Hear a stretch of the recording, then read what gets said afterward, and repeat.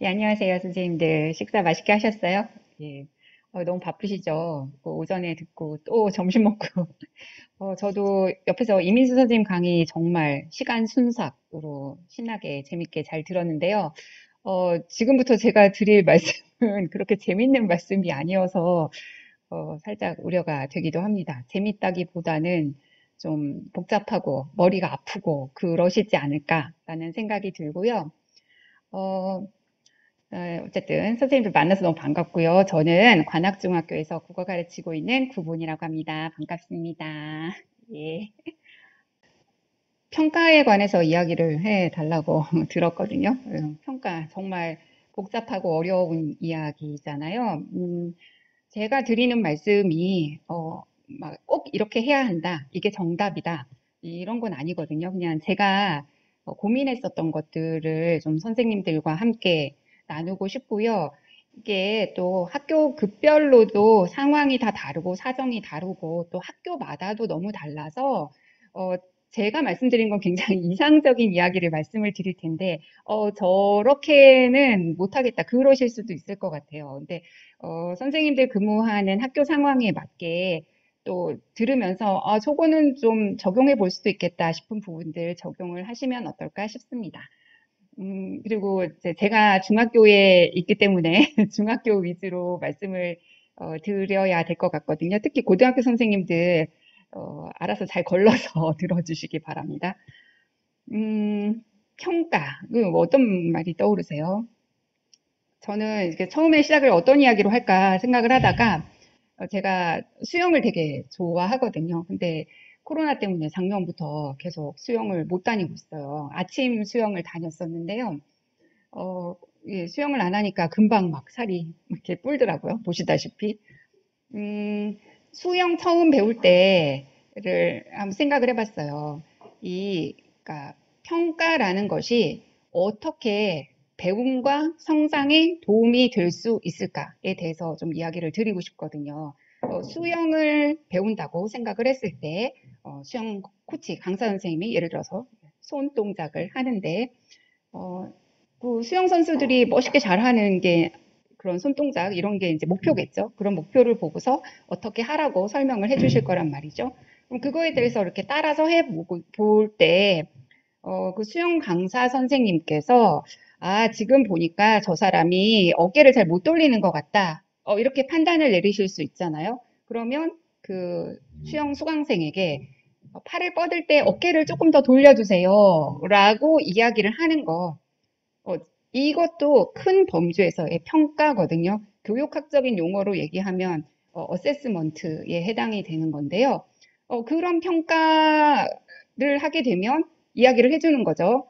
팔을 뻗을 때 어깨를 조금 더 돌리시고요. 손은 이렇게 옥므리지 말고 막 펴주세요. 뭐 이렇게 말씀을 해주실 거 아니에요. 그럼 그걸 듣고서 배우는 사람은 조금 더 이제 그거에 맞게 하려고 하겠죠. 근데 여전히 뭐 손을 안 펴고 있어요. 그러면 또 손을 조금 더 펴주세요. 이런 말씀도 해주시겠죠.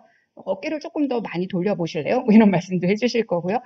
근데 그런 말씀에 따라서 쫓아가다 보면 언젠가는, 물론 선수만큼은 아니겠지만 그래도 꽤나 멋있는 폼이 나오면서 수영을 할 수 있게 되겠죠. 저는 이게 평가의 한 단면을 보여준다고 생각을 하거든요. 교사의 평가는 이렇게 학생의 배움, 그러니까 수영을 하는 방법을 배우는 것, 그리고 학생의 성장, 수영을 조금 더 잘하게 되는 것, 이런 것에 아주 직접적으로 연관이 되어 있어요. 근데 우리가 학교 현장에서의 평가를 생각했을 때, 내가 진짜 학생의 배움과 성장을 북돋는 용도로서 평가를 계획하고 하고 있을까? 이런 것들을 조금 생각을 해보면 좋겠다라는 생각에서 오늘 준비한 거 말씀을 드리도록 하겠습니다. 오늘 제가 준비한 거는 성취평가제, 그리고 평가를 설계하는 것, 그리고 채점 기준표 만드는 것, 요것을 굉장히 빠른 속도로 이야기를 한번 해보려고 해요. 그리고 잠깐 쉬는 시간을 가지고 선생님들이 이제 질문을 올려주시면 그 이후에 제가 답변할 수 있는 것들 답변을 하고요. 그리고 나서 그 패들렛에 보셨죠? 그 스프레드 시트에 실습 시트가 있어요. 그래서 선생님들이 실습을 해볼 수 있는 시간을 가져보려고 합니다. 자, 그러면 본격적으로 이야기를 시작할게요. 성취평가제 들어보셨죠? 어, 성취평가제. 저는 성취평가제 하면 제일 먼저 떠오르는 게 이 그래프예요. 선생님들 어떠세요? 이 종 모양, 뭐 이러면서 이런 서열화 아니야. 그리고 개인의 성취에 따라서 A, B, C, D, E. A, B, C, D가 머리에 탁 박혀요. 성취평가제면 A, B, C, D 이렇게 생각을 하는데, 2012년부터 성취평가제가 저희에 본격적으로 들어오기 시작했거든요. 그래서 2016년에는 고3까지 전부 다 이제 성취평가제를 하는 시스템이 되어 있는데, 이게 도입된 지 지금 꽤 시간이 흘렀는데도 불구하고, 저부터도 이 성취평가제에 대해서 좀 잘 모르고 있었다라는 생각이 들어요. 제가 알고 있는 거 딱 요 그림 수준이거든요. 이런 상대평가, 서열 위주의 것이 아니라 이제는 성취 기준에 어느 정도 도달했는지를 판단하는 성취평가로 가야 한다라고까지만 알게 됐는데, 그래서 제가 이제 성취평가제 관련한 문서를 좀 찾아봤습니다. 그랬더니 이제 그 얘기가 나와 있는데요. 이게 지금 성취평가 이해와 실제라고 교육과정 평가원에서 나온 건데, 상대적 서열이 아니라 성취를 평가하는 제도다. 그러니까 성취평가제다. 이렇게 이야기를 하는 거잖아요. 보세요. 교과목별 성취 기준에 도달한 정도로 학생의 학업 성취 수준을 평가한다. 인 거죠. 그러면 저희 가장 기본이 성취평가제이기 때문에 우리가 해야 할 것은 국어과의 성취 기준에 도달한 정도로 학생의 학업 성취 수준을 평가를 하면 되는 거예요. 그게 이제 저희가 해야 되는 거죠. 그리고 여기에 보면 성취평가라는 건 상대평가가 아니고 평가의 준거가 되는 성취 기준, 성취 수준. 이게 지금 2009의 용어이기 때문에 성취 수준이라고 되어 있는데 지금 이제 평가 기준이라는 말을 쓰죠. 거기에 비춰서 학생의 성취도를 판단하는 준거 참조 평가이다. 같은 말인데요. 처음에 제가 이 말씀을 드리는 이유는 우리의 평가 시스템의 가장 기본은 성취 기준에 어느 정도 학생이 도달했는지를 보는 것이다. 라는 걸 말씀을 드리려고 이 문서를 가져왔거든요. 여기에 뭐라고 되어 있냐면요. Q&A가 있더라고요. 그래서 문답식으로 알아보는 성취평가제 이 문서에 교사의 역할이 어떻게 돼야 되는가에 보면 뭐 교육과정 재구성하고 교수학습 활동하고 그리고 평가도구 제작해서 평가하고 피드백을 제공한다라고 되어 있으면서 뭐라고 되어 있냐. 교육 목표, 교육 내용, 교수학습 방법, 평가 방법이 성취평가제와 일관성 있도록 설계해야 한다라고 되어 있는 거죠. 그러니까 우리가 하는 모든 교수학습, 수업이죠. 수업의 것들, 그리고 우리가 하는 것의 평가 방법, 이 모든 것은 기반이 성취 기준이어야 한다라는 이야기입니다. 어떠세요, 선생님들? 저도 보면서 되게 많이 찔리는 부분들이 있었는데요. 그래, 내가 학교에서 하는 것들을 그럼 제대로 성취 기준에 기반한 교수학습 방법, 평가 방법 이러고 있나? 뭐 이런 것들을 저도 이 문서를 보면서 다시 한번 생각을 해 보게 되었습니다. 자, 교과별 성취 기준을 정하고 그에 적합한 교수학습을 전개하고 어느 정도 도달했는지를 평가해라. 제가 지금 계속해서 같은 말을 반복하고 있죠. 이게 너무 중요한 이야기이기 때문에 이렇게 말씀을 드리는 건데요. 아이고, 죄송합니다. 그런데 이제 성취평가제라는 걸 먼저 말씀을 드렸어요. 성취 기준이 있고 그것에 이렇게 성취 기준이 있으면 학생의 수준을 측정해서 이게 어느 정도 도달했는지를 보는 것. 그 과정의 설계가 교수학습이고 얘가 여기에서 얼만큼 모자랐나? 뭐 여기까지 도달했나?를 보는 것이 평가다라는 얘기인데요. 제가 지금 뜬금없이 프로젝트 수업 이야기를 가져온 것은요. 우리의 교수학습 활동이 어떤지를 한번 봤으면 좋겠다 하는 생각에서 이걸 가져왔거든요. 미국에서 프로젝트 수업으로 가장 유명한 단체가 여기 PBL웍스 라는 데인데요. 여기 들어가면 메인 홈페이지에 이게 떠 있습니다. 디저트식 프로젝트와 메인 코스식 프로젝트. 프로젝트 수업은 실제로 뭐 진도 나가고 나서 뒤에 잠깐 뭔가를 해보는 doing a 프로젝트, 프로젝트를 해보는 그런 디저트식이어서는 안 되고 메인 코스식 프로젝트 수업이어야 된다. 이거 자체가 성취 기준에 기반한 그런 단원이 돼야 되고 수업이 돼야 된다. 이렇게 돼야 된다라는 이야기인데요. 이거에 대해서 이제 홈페이지에 조금 더 구체적으로 자세하게 나와 있고요. 이걸 제가 이제 파파고를 돌렸더니 이제 되게 거칠게 디저트식 프로젝트 수업과 메인 코스식 프로젝트 수업으로 나눠서 설명을 하고 있습니다. 저는요, 한 학기 한 권 읽기가 뭐 프로젝트로 진행을 할 수도 있고 프로젝트가 아닐 수도 있죠. 하지만 기본으로 많은 선생님들이 한 학기 한 권 읽기 수업을 하시면 수행평가를 염두에 두고 이걸 진행을 하시잖아요. 그랬을 때 그 또한 마찬가지로 디저트식이 아니라 메인 코스식 수행평가, 메인 코스식 한 학기 한 권 읽기가 돼야 된다라고 생각을 해서 이제 요것을 보여드린 거거든요. 여기 지금 뭐 프로젝트가 한 단원이다. 이 말은 이 한 학기 한 권 읽기라는 것을 통해서 어떠한 성취 기준을 학생이 이수할 수 있게 교사가 단원으로 재조직한다는 거죠. 재구성한다는 거죠. 그러니까 결과물과 과정에 초점을 맞추고 성취 기준에 기반한 그런 한 학기 한 권 읽기가 돼야 한다라는 말씀을 드리려고 합니다. 자, 성취 기준에 기반한 그럼 한 학기 한 권 읽기는 어떤 거여야 될까? 저는 이제 이거를 프로젝트 수업과 좀 연계해서 한번 생각을 해봤는데요. 프로젝트 수업 어떻게 할 것인가? 라는 책에 이제 프로젝트 수업에 대한 설명이 나와 있더라고요. 그래서 보면서, 이거 한 학기 한 권 읽기에도 해당하는 말 아닐까? 라는 생각이 들어서 제가 조금, 재구성을 해서 살짝 변형해서 선생님들에게 한번 말씀을 드려보려고 해요. 결과물, 학생의 결과물, 수행평가의 결과물이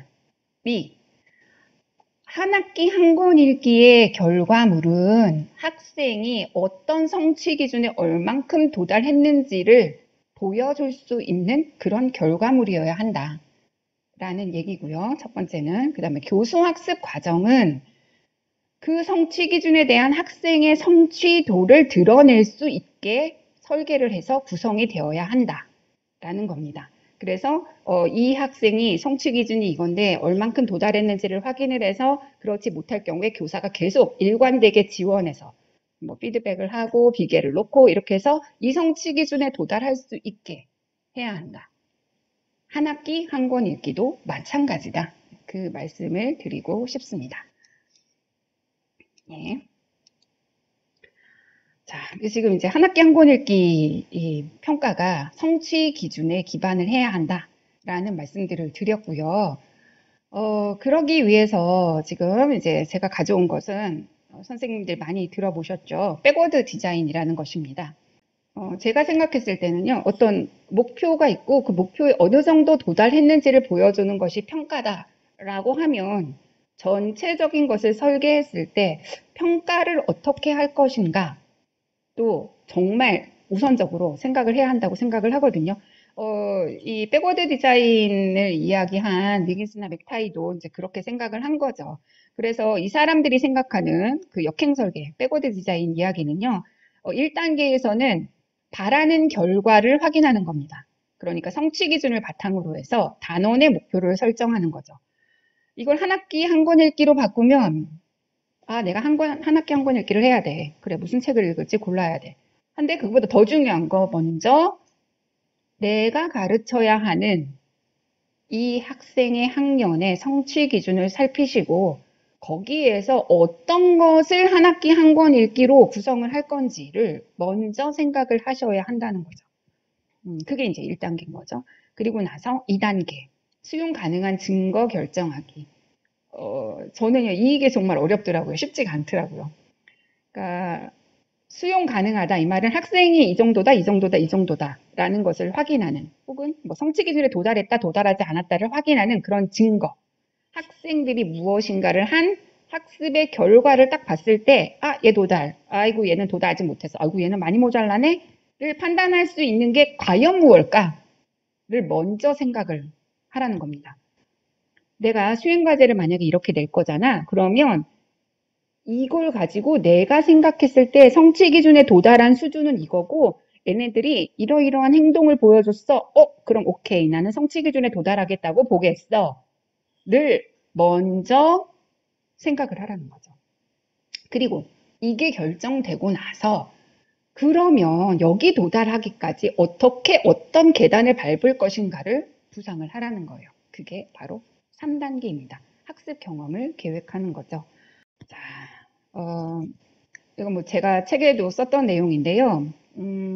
먼저 그러면 이 성취 기준에 맞게 한 학기 한 권 읽기를 하려고 하면 가장 기본은 성취 기준이 어떤 건지를 분석을 해야 되는 거죠.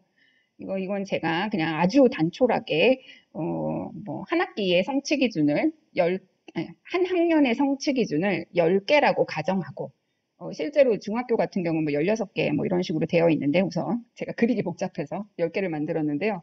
그 중에 그럼 이번 학기에 해야 할 성취 기준이 무엇인지를 먼저 뽑는 거죠. 그리고 각각의 성취 기준에서 평가 요소를 추출을 해야 되거든요. 이 작업이 정말 중요합니다. 성취 기준은요, 굉장히 추상화되어 있어요.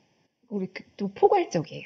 근데 그것을 내 수업으로 가져올 때는 그 모든 것들을 다 할 수가 없거든요. 그럼 내 수업에서 내가 평가 장면에서 무엇을 볼 것인가를 평가 요소로 이것은 교사가 추출을 하는 거죠. 어떤 성취 기준은 조금 구체적이어서 성취 기준 하나가 평가 요소 하나일 수도 있고요. 어떤 성취 기준은 너무 포괄적이어서 평가 요소를 여러 개 잡을 수도 있게 됩니다. 자, 여기 평가 요소가 무엇인지 제가 이렇게 써놓은 거고요. 자, 그리고 이 평가 요소를 추출을 하고 나면요. 그 평가 요소를 배열을 하는 거죠. 어떤 것과 어떤 것을 같이 할 수 있을까? 이게 저는 본격적인 재구성이라고 생각을 하는데요. 그리고 순서를 정하는 거죠. 그리고 어떤 걸 지필로 할 건가, 어떤 걸 수행으로 할 건가를 정하게 됩니다. 예를 들어서 뭐 이것과 이것. 이거는 조금 지식적인 측면이야. 그래, 이거는 내가 지식적인 거니까 지필고사로 충분해. 하지만 요거와 요런 것들은 조금 이 학생의 기능이나 태도를 봐야 되는데, 그럼 이건 이제 수행평가로 가는 거죠.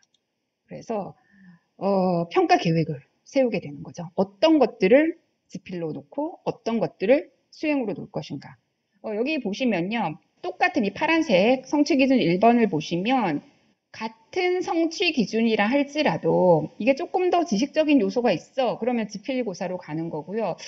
나는 이 지식적인 거 지필로 보는 것보다 조금 더 고차원적인 사고력을 볼 거야. 라든가 이거는 좀 기능과 관련된 거야. 그러면 같은 성취 기준이지만 이렇게 수행으로 가게 될 수도 있는 거죠. 이걸 먼저 구성을 하시고 나서 그리고 나서 여기까지 가는 단계에서 학생들이 어떻게 하는지를 나는 뭘 보고 할 거지? 를 생각하는 게 교수 학습이라는 겁니다. 자, 지금 이제 성취 기준 10개가 있다라고 치면요. 그걸 가지고 한 학기 한 권 읽기, 어쨌든 한 번 하실 거잖아요. 한 학기 한 권 읽기를 할 때, 이제 이거는 프로젝트 수업에 관련된 얘기인데 제가 약간 변형해가지고 한번 이걸 한 학기 한 권 읽기 적용하면 어떻게 해볼까를 할 수 있을까를 생각을 해본 건데요. 처음에는 성취 기준을 쭉 놓고 이제 보는 거죠.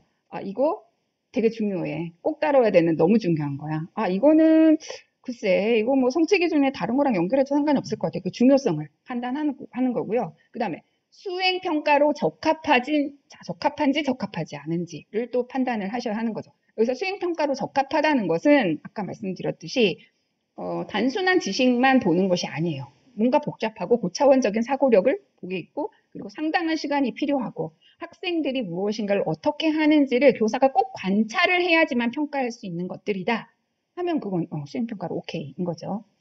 그래서 1번, 2번, 3번이 있으면 당연히 1번인 요소들을 추출을 해서 요걸 가지고 한 학기 한 권 읽기 설계를 하셔야 하는 거죠. 자, 그리고 나서 이제 정해졌으면 그걸 가지고는 이제 얼만큼의 시간을 들일 것인가, 어느 정도의 비중을 둘 것인가를 정하는 거죠. 수행평가는요, 일반적으로 아까 제가 말씀드린 것처럼 고차원적인 사고력을 요하기 때문에 단순하게 하나의 성취 기준보다는 보통은 선생님들이 뭐 2개, 3개 정도의 성취 기준을 같이 연결해서 수업을 평가를 설계를 하시고 그리고 시간도 더 길게 들이시잖아요. 그러면 뭐 3개의 성취 기준을 골랐다. 그랬을 때 뭘 메인으로 둘 것인가를 먼저 정해야 한다는 거죠. 1번이면 이 성취 기준 정말 중요한 거야. 그러면 1번처럼 되겠죠. 그리고 이거는 뭐 쏘쏘 그럼 2번. 이거는 요 활동이랑 연계는 되어 있어. 근데 이거 뭐 그렇게 중요한 것 같지는 않은데 뭐 이러면 3번이 되는 거죠. 그러니까 요것도 한번 선생님들께서 생각을 해 보시면 좋겠다. 이렇게 되려면 성취 기준을 좀 꼼꼼하게 살피셔야겠죠. 그리고 내가 맡은 학년의 성취 기준뿐만 아니라 그 전 학년에 이 학생들이 어떤 것들을 배웠는지도 한번 확인을 해 보시면 좋을 것 같습니다. 자, 이제 성취 기준과 수행 과제의 관계인데요. 성취 기준이 있고 수행 과제가 있어요. 그 왼쪽에 삐져나온 이 부분은요, 아까 말씀드린 거로 수행적이지 않은 성취 기준. 이거는 나는 지식적인 걸 평가하니까 지필고사로 충분해 하는 게 이 부분이 되는 거겠죠. 그런데요, 선생님들, 요거 조심해 보세요. 요거. 학생이 수행을 하는 데 있어서 이게 성취 기준과 딱 맞아떨어지는 부분도 있어요. 이런 부분도 있고, 그렇지 않고 이 수행 과제가 성취 기준과 그다지 맞아떨어지지 않는 부분도 있거든요. 그렇죠. 근데 이게 줄어들어야 된다 이 말씀을 드리려는 게 아니라 선생님이 과제를 설계하실 때부터 어느 부분이 요 진한 파랑이고 어느 부분이 하늘색 파랑인지를 명확하게 좀 생각을 하시고 설계를 하시는 게 좋겠다라는 생각입니다. 당연히 요 진한 파랑이 훨씬 더 중요하고요. 시간을 더 많이 투자해야 되고요. 선생님의 체계적인 교수 학습이 더 들어가야 되는 부분이겠죠. 평가는 이 부분에 평가가 들어가야 되는 거죠. 수행 과제와 성취 기준이 맞아떨어지는 이 진한 파란색 부분을 여기서의 평가라는 건 어세스먼트의 평가라기보다 점수화하는 성적으로 반영하는 평가는 이 부분이 돼야 되는 거겠죠. 예, 그래서 한번 설계하실 때 이걸 생각해 보시면 좋겠다라는 거고요. 그래서 제가 이제 한 권 읽기 설계할 때 이런 것들을 좀 고민하면 좋겠다. 이게 제 고민입니다. 한번 선생님들이랑 나눠보도록 하겠습니다. 한 학기 한 권 읽기잖아요. 어떠세요, 선생님들? 읽기를 평가하고 계시는가요? 저는 되게 그게 고민이 됐어요. 내가 지금 평가하는 게 읽기인가? 이거 쓰기 아니야? 이거 말하기 아니야? 뭐 이런 생각이 들거든요. 물론 성취 기준을 결합해서 읽기와 쓰기를 같이 평가할 수도 있고 읽기와 말하기를 같이 평가할 수도 있어요.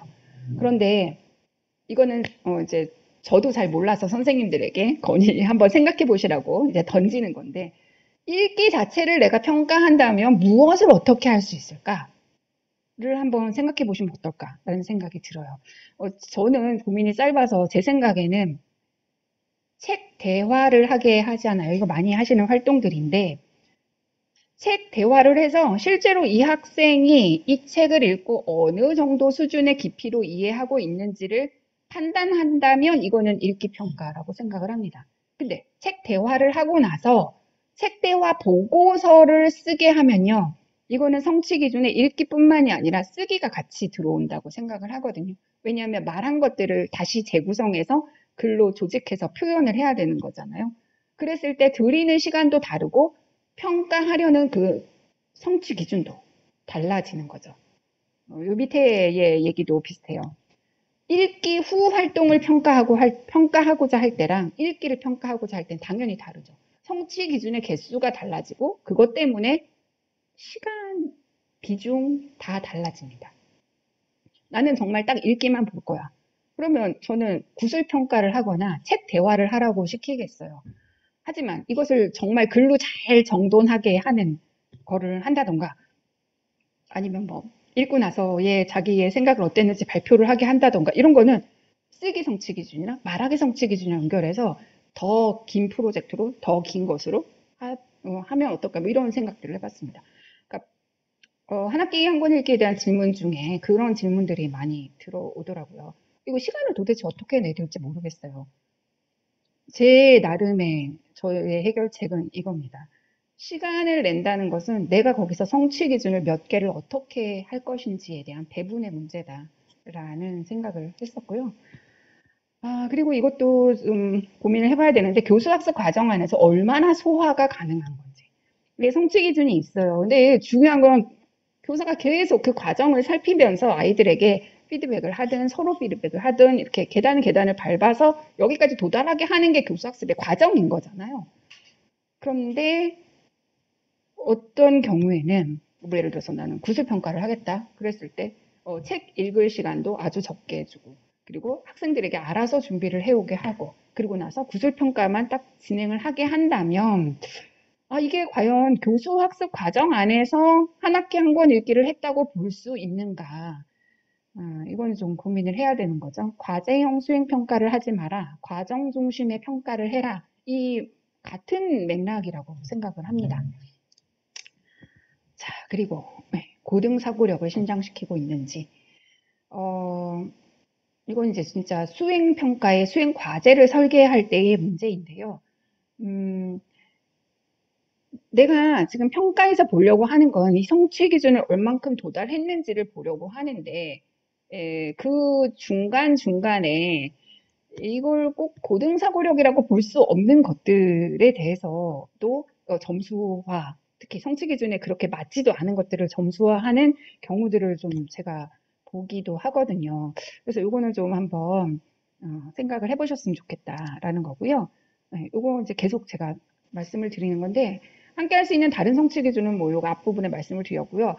다른 교과랑 하는 것도 저는 굉장히 효과적이라고 생각을 합니다. 아까 뭐 이민수 선생님이 도덕과랑 같이 하는 거 말씀을 해주셨는데 저도 작년에 도덕과랑 같이 진행을 했거든요.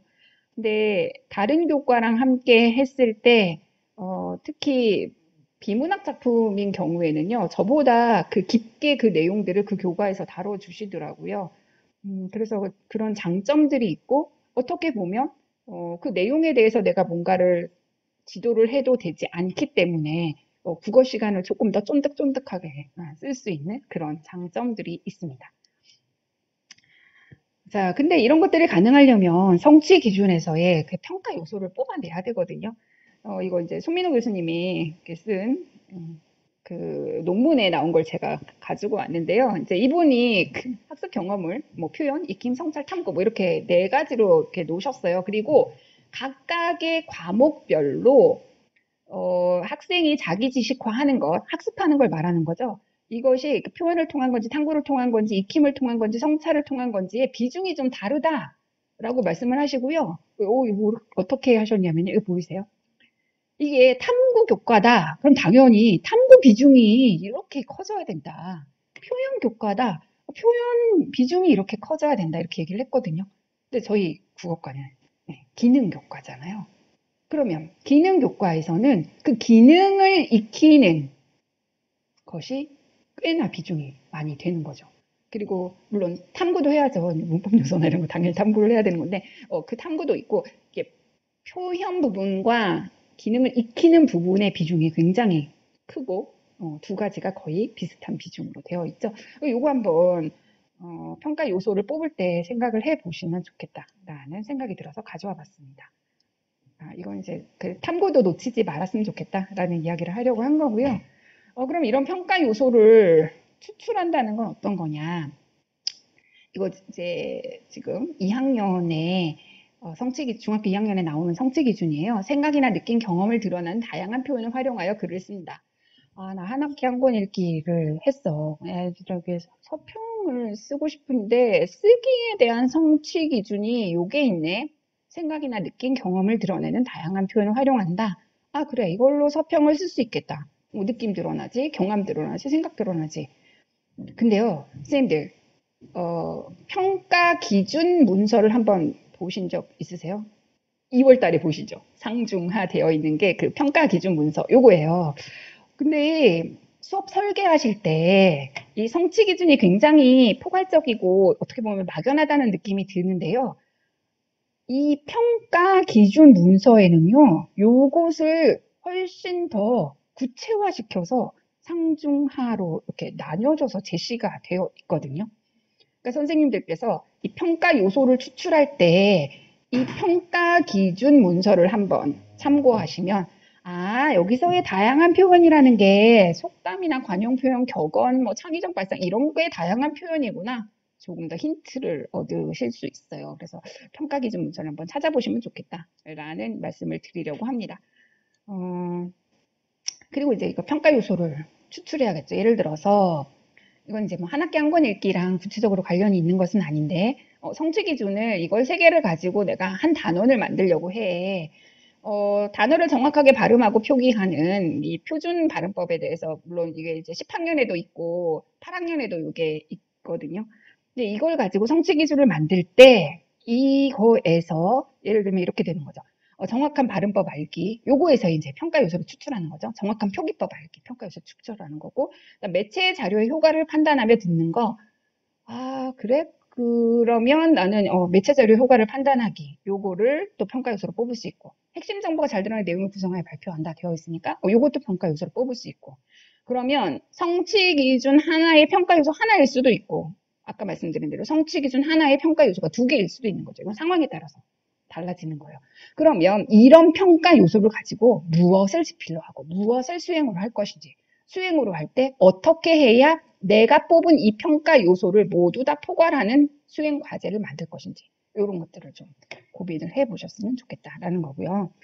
자, 이거 선생님 제가 올려드린 그 동영상 보셨나요? 바쁘셔서 못 보셨죠? 거기에 나와 있는 내용이어서 이건 그냥 후루룩 넘어갈 건데요. 혹시 이것에 관련해서 의문이 있으시면 그 의문을 영상을 보는 것으로 하시거나 아니면 이후에 다시 질문을 주시면 되겠습니다. 성적표에서 우리가 성적이라는 것의 의미가 뭐냐, 점수를 매긴다는 것의 의미가 뭐냐, 성적표의 성적이 학생의 성취를 보여줘야 한다라는 거죠. 성적표의 성적. 아, 얘가 100점 만점에 82점이야. 그러면 그게 학생의 성취구나. 이게 성취 평가제를 하면 82점은 B 정도의 수준이구나. B 정도면 꽤나 또래들에 비해서는 그래도 우수한 수준이구나. 이렇게 되는 거겠죠. 연결이 되는 거죠. 근데 여기서의 그 성취라는 건 제가 말씀드린 성취 기준에 대한 성취인 거고요. 근데 우리가 지필고사를 볼 때는 이게 되게 당연하다고 생각을 해요. 점수에서 얘가 53점을 맞았어. 그러면 얘 성취가 지금 실제로 우리가 생각한 것보다 정말 미도달이구나. 이렇게 되는 거죠. 근데 우리가 수행평가의 점수를 매길 때는 이걸 종종 잊기도 합니다. 학생의 성취를 점수화한다는 걸 잊기도 합니다. 수행평가의 평가 기준도 성취 기준에 기반한 평가 기준이 되어야 하고요. 그래야 타당도가 높겠죠. 네, 이거 꼭 생각해 보시라고 제가 다시 한번 말씀드리는 거고요. 평가, 어세스먼트라는 건 정말 범주가 다양해요. 온갖 것들이 다 여기 들어있는데 여기서 보시면 이쪽에 이렇게 다양한 학생에 대해서 알고 있는 것 중에 중간 과정, 형성평가를 통해서 알 수 있는 그런 정보들도 되게 많지만 마지막에 총괄적으로 얘가 어느 정도의 성취 기준에 도달했는지를 보는 그 부분에서도 일부만 점수화됩니다. 일부만 점수화된다. 어떤 것? 의도된 학습 목표에 따라 학생의 성취 정도, 그러니까 성취 기준을 어느 정도 도달했는지만 점수화한다. 이거 꼭 생각을 하시고요. 그래서 평가 항목을 만들 때 이거 제가 책에도 쓰고 정의적 능력 평가에도 이 이야기를 했는데 이게 선생님들이 많이 이걸 보시고 놀라셨는지 이거에 관한 이야기를 많이 말씀을 해 주시더라고요. 근데 오늘은 이것을 자세하게 설명하지는 않겠습니다. 구체적인 내용은 제가 올려드린 그 동영상에 제가 조금 더 자세하게 이야기를 했거든요. 그거 참고하시면 될 것 같고요. 그리고 이제 채점 기준표를 조금 빠른 속도로 또 해보겠습니다. 자, 채점 기준표는 학생들이 과제 수행을 통해 보여주기를 기대하는 평가 기준에 대해서 수행의 질을 수준에 따라 구체적인 언어로 기술한 것. 평가 기준들이 있습니다. 평가 요소 추출한 게 기준이 되겠죠. 그러니까 처음에 성취 기준이 있으면 그 성취 기준에서 내가 뭘 볼 거지 하는 평가 요소를 추출해서 그게 이제 평가 기준이 되는 거죠. 수행의 질에 따라서 보통 매트릭스에서 가로선이 되죠. 상중하를 나누고 그 사이에 매트릭스 사이에 것들을 쫑알쫑알 구체적인 언어로 기술한 것을 루브릭이라고 이야기를 합니다. 채점 기준표라는 용어로 번역이 돼서 쓰는데 제가 제 책에서도 이야기를 했지만 이게 물론 수행평가 채점할 때도 쓰이기도 하지만 채점이 아닌 상황에서 학습 상황에서도 계속 쓰이기 때문에 저는 이게 배움확인표라는 말로 하면 어떨까라는 생각을 해서 계속 책에서는 배움확인표라는 이야기를 했는데요. 우선은 일반적인 채점기준표라는 용어를 우선은 쓰겠습니다. 이게 왜 필요한가? 교사한테 루브릭 왜 좋은가? 학생들이 어느 정도 했는지를 알아볼 수 있고, 그리고 루브릭이 있으면요. 학습하는 중간중간에 학생들에게 피드백을 하기가 정말 쉽습니다. 속도가 빠릅니다. 그리고 무엇보다 혼자 들어가지 않고 2명 혹은 3명이 들어갔을 때 이 루브릭이 있으면 교사들이 다 각각 자기 편향에 의해서 점수를 주는 것들을 방지할 수 있습니다. 그래서 교사에게는 이런 점들이 좋고요. 학생에게는 수행을 잘하기 위해서 무엇을 해야 하는지를 알 수 있게 되는 거죠. 그러니까 선생님 저 왜 9점이에요? 왜 1점 깎였어요? 쟤는 왜 10점이죠? 저랑 별 차이도 없어 보이는데요? 이런 이야기들이 나올 수가 있는데 그거는 어떤 게 10점이고 10점의 모형을 띄려면 이래야 된다. 9점인 걸 띄려면 이래야 된다. 라는 구체적인 채점 기준표가 주어지면 학생들의 그런 항의는 훨씬 줄어들게 됩니다. 왜냐하면 자기가 어떤 부분이 부족해서 9점을 받았는지가 명확하기 때문인 거죠. 그래서 아울러 더 잘하기 위해서는 뭐를 더 해야 되는지를 알 수 있게 됩니다. 학생의 성장에 굉장히 도움이 되는 거죠. 자, 또 채점기준표를 왜 쓰는지 이거 지금 했던 얘기들이고요. 비판적인 사고를 촉진한다 이 말은 비판적인 사고의 가장 기전은 판단력이거든요. 판단한다. 더 낫다, 더 못하다, 이거에 맞다, 판단하는 것. 그것이 이제 비판적인 사고로 넘어가게 되는데 루브릭에서 기본으로 가는 것이 이런 비판적인 사고인 거죠. 그리고 학생과 학부모와 다른 교사와 의사소통을 용이하게 하는 거 당연하죠. 그리고 교수법을 향상시키도록 돕는다. 지금 내가 이 루브릭을 가지고 수업을 했는데 이거에 대해서 아이들이 하나같이 다 제대로 도달된 애가 없고 다 밑으로 이렇게 쳐져 있네. 안 되겠다. 이거 내가 몇 차시를 더해서 학생들이 확실하게 익히도록 해야겠다. 이렇게 되는 거죠. 그리고 경기장을 공평하게 만든다. 루브릭이 주어지면요. 학생들은 막연하게 눈치만 보고 이렇게 하면 선생님 좋아하겠지? 이렇게 선생님 눈치를 살펴보고 이렇게 무조건 열심히 이러지 않아도 되고요. 그리고 어떤 것을 해야 어떻게 잘하고 어떻게 점수를 잘 받았는지의 명확한 상을 그려볼 수가 있어요. 저는 그게 되게 중요하다고 생각을 하는데요. 이런 구체적인 기준을 제시를 하지 않으면 그러고서 보고서를 쓰라고 이야기를 했을 때 이게 문화적으로 그런 보고서를 많이 접했던 경제적으로 문화적으로 풍요로운 학생들의 시작점과 그렇지 않은 학생들의 시작점이 너무 달라지는 거죠.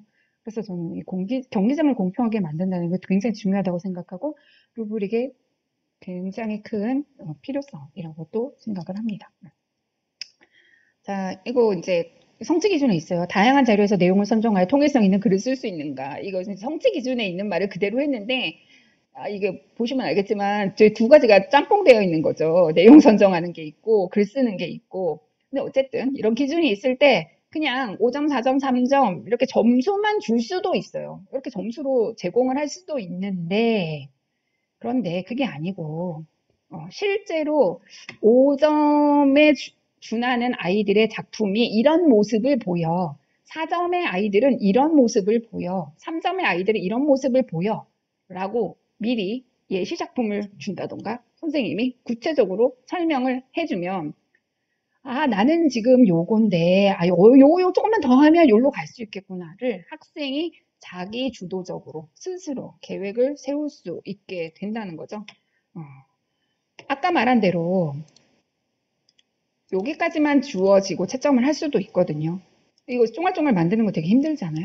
그런데 이게 있으면 학생들은 더 나아지려면 내가 어떻게 해야 되는지를 알 수 있게 되는 거죠. 이건 이제 피드백에 관한 이야기인데요. 이거 저는 채점 기준표와 평가에 관해서도 마찬가지라고 생각을 하거든요. 가능한 많은 정보를 포함하고 있을 때 특히나 제일 잘한 게 어떤 거다 라는 걸 알았을 때 학생들은 저게 목표구나 나 이렇게 가야 되는 거구나를 확실하게 알 수 있게 된다는 거죠. 예. 이거는 지금 시간이 다 되어서, 이거 제가요, 지난 겨울에, 전국 국어교사 모임에서 했었던 그 평가 관련 강의가 이것도 유튜브에 들어가면 있거든요. 예, 그걸 보시면 좀 더 구체적으로 설명한 부분이 있을 거고요.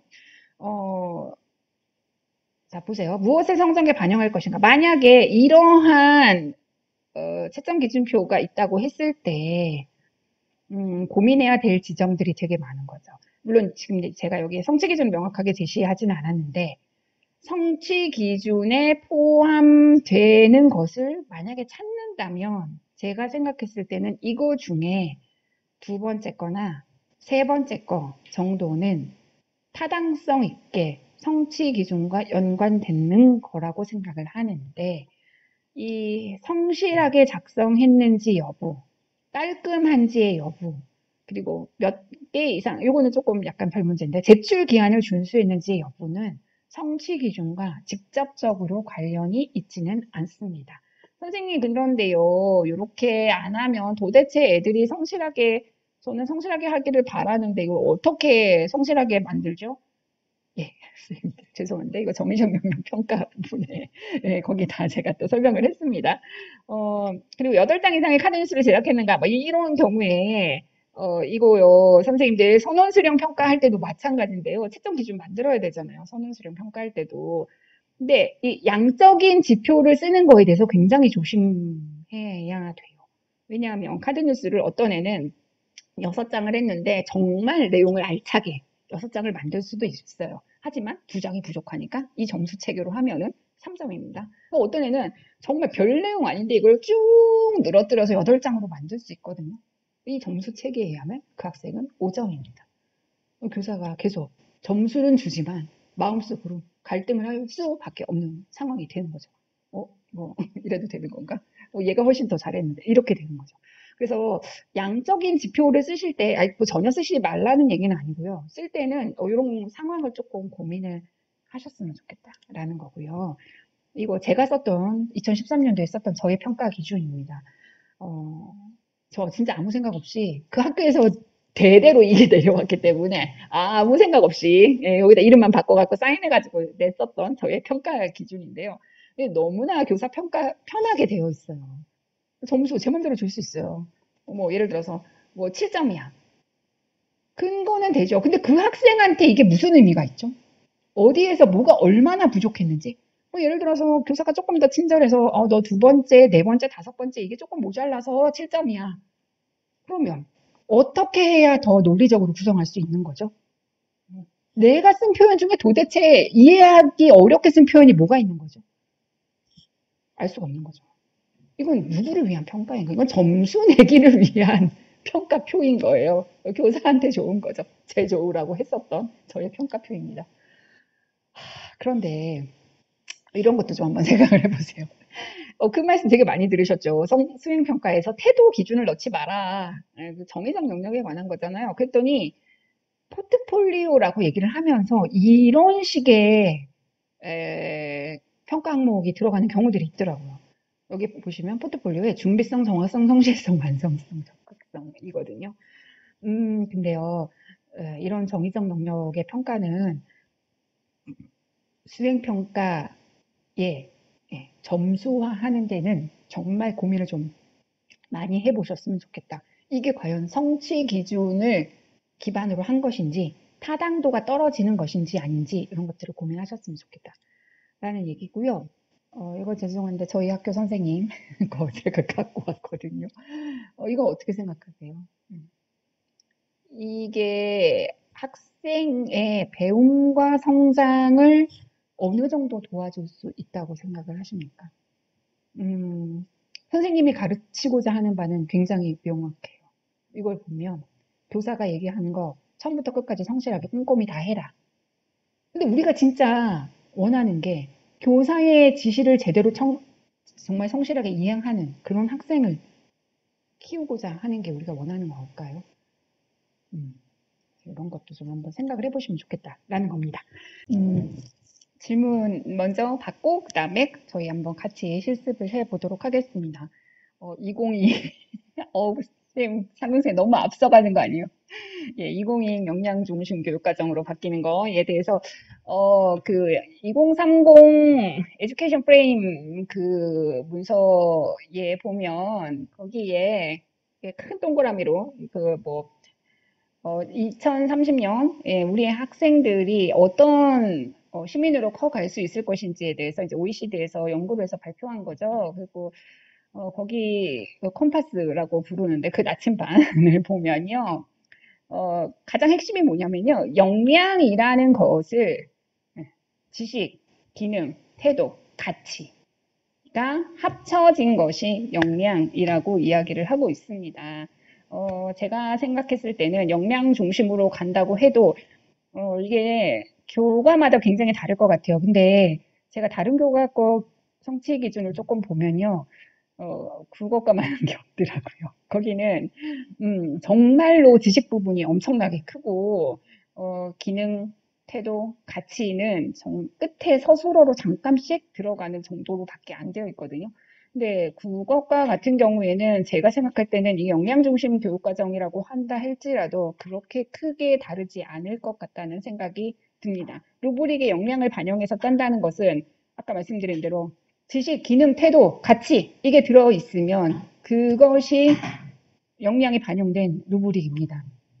정기적 평가 얘기를 할 때 성취 기준 도달을 위해서 밀접하게 관련이 있는 태도와 가치 부분은 학생이 어떤 행동을 보이면 나는 이걸 제대로 했다, 얘네가 이런 태도를 보였다, 이런 가치를 가졌다라고 볼 수 있겠다 하는 관찰 가능한 그러한 것으로 서술을 바꾸시면 충분히 점수화 가능하거든요. 근데 루브릭을 그런 방식으로 짜시면 되고요. 구체적인 내용은 정의적 평가 그 영상을 봐주시면 거기에 자세하게 있습니다. 수업 태도 수행 평가 반영 여부, 성취 기준 도달 여부만 점수로 반영한다면 결과 평가만 이루어지는 것이 아닐까요? 아까 제가 말씀드린 것처럼 점수라는 것이 무엇을 의미하는 것이냐를 생각을 해야 한다는 거죠. 이게 교사가 뭐 협력이라든가 참여도라든가 성실성이라든가 수업 태도, 수업 준비도 뭐 이런 것을 중요하게 여길 수 있죠. 그런데 그것은 점수가 아니라 다른 방법으로 그것들을 생활 지도에 더 가깝긴 하지만 관리를 하셔야 한다는 거예요. 물론 쉽지 않죠. 나쁘게 말하면요. 점수로 학생을 조정하려고 해서는 안 된다는 얘기거든요. 수업 시간에 엎드려 자거나 그리고 또 학원 선행을 하거나 물론 이런 문제들이 있어요. 근데 학생들도요. 그건 알아요. 이걸 해서 내가 뭔가가 더 성장한다. 이거 내가 좀 배우고 있다. 그리고 내가 지금 배우고 있는 이것이 이후의 나의 삶과 연결이 되어 있다.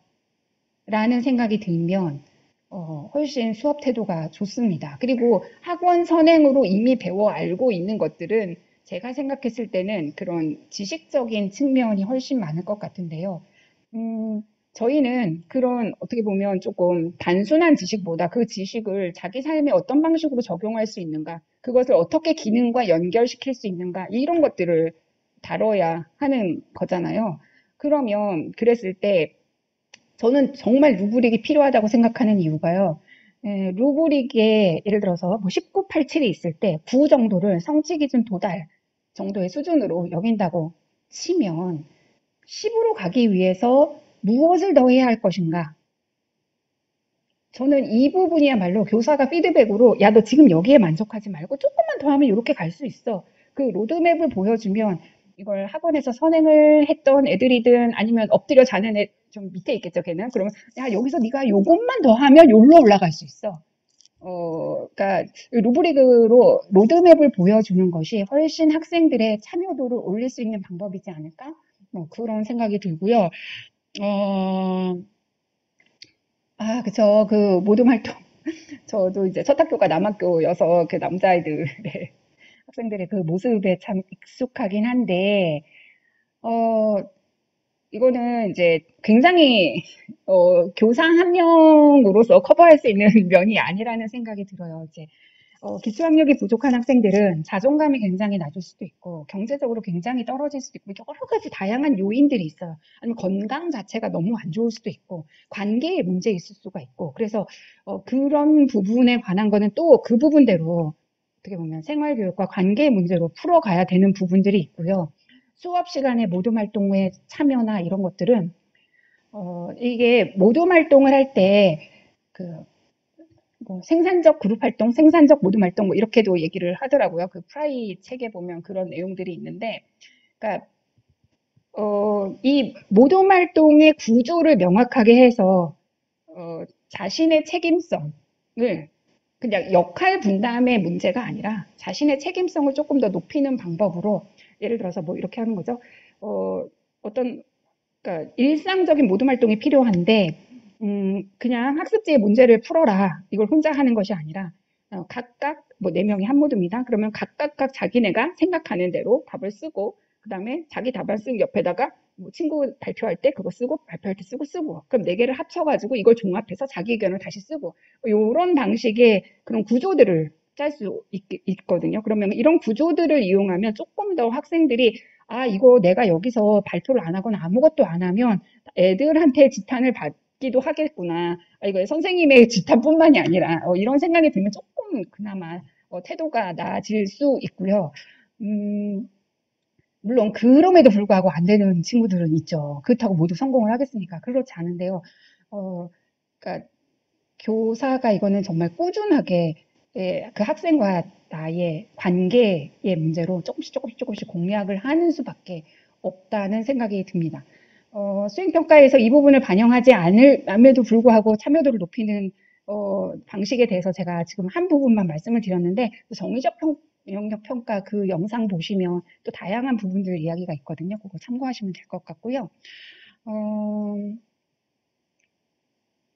예, 그렇습니다. 저는 이제 그 성취 기준의 내용을 뭐 교과서에 있는 것이든 교과서가 아닌 것이든 이런 다양한 제재들을 쓰고요. 지필고사에는 이러한 제재를 바탕으로 성취 기준을 평가할 수 있는 문제를 내게 되거든요. 예, 그렇습니다. 박선혜 쌤 대답이 되셨을까요? 그리고 정선혜 쌤,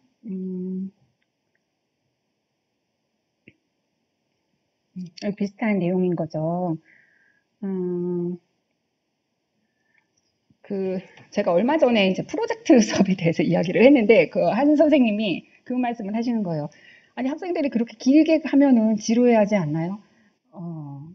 어떻게 학생들이 계속 그 참여도를 유지할 수 있겠죠? 흥미를 가지고 참여를 할 수 있게 할까요? 막 이런 질문을 하셨는데,